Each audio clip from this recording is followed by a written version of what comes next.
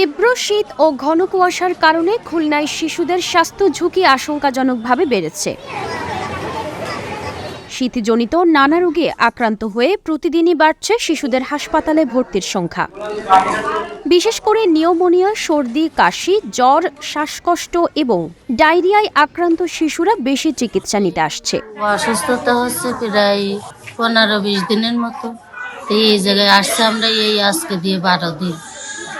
এখনো সমস্যা আছে বলতেছে ডাক্তারের। ওই যে সর্দি সমস্যা, নিঃশ্বাস ভারী খুব। আমরা ওর শ্বাসকষ্ট হয়েছিল, ঠান্ডা লাগছে, নিউমোনিয়া। আমরা 8 দিন ধরে ভর্তি, আজকে সুস্থ হয়েছে। খুলনা মেডিকেল কলেজ হাসপাতাল ও জেলা শিশু হাসপাতালে খোঁজ নিয়ে জানা গেছে, গত কয়েকদিনে শীতজনিত রোগে আক্রান্ত শিশুদের ভিড় বেড়েছে। অনেক ক্ষেত্রে বেড সংকটেরও সৃষ্টি হচ্ছে। মোল্লামারি থেকে আসছি শিশু হাসপাতালে, তীব্র ঠান্ডা।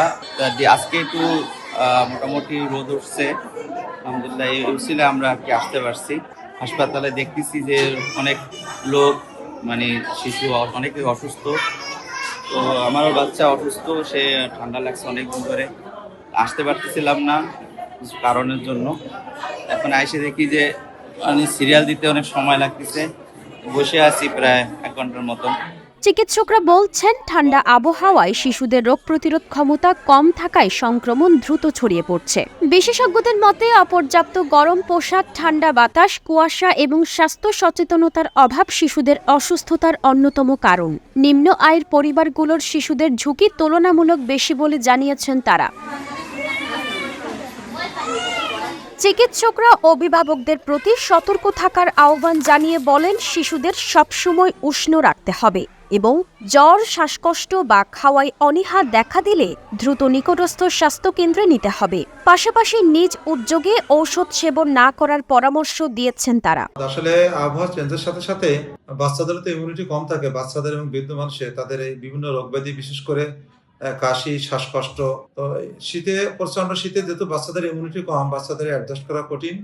যদি বাচ্চা সঠিক খাবার খায়, বাড়ির তৈরি ভালো খাবার খায়, রোগ প্রতিরোধ ক্ষমতা বৃদ্ধি পাবে, ইমিউনিটি বৃদ্ধি পাবে, তাহলে এই জ্বর, কাশি, শ্বাসকষ্ট, পায়খানা হবে না। আর পাশাপাশি এটা অবশ্যই একটা পরামর্শ আমাদের, যেন বাচ্চাকে সঠিক সময়ে সঠিক নিয়মে টিকাগুলো, সরকারি টিকাগুলো দিয়ে নেওয়া হয়।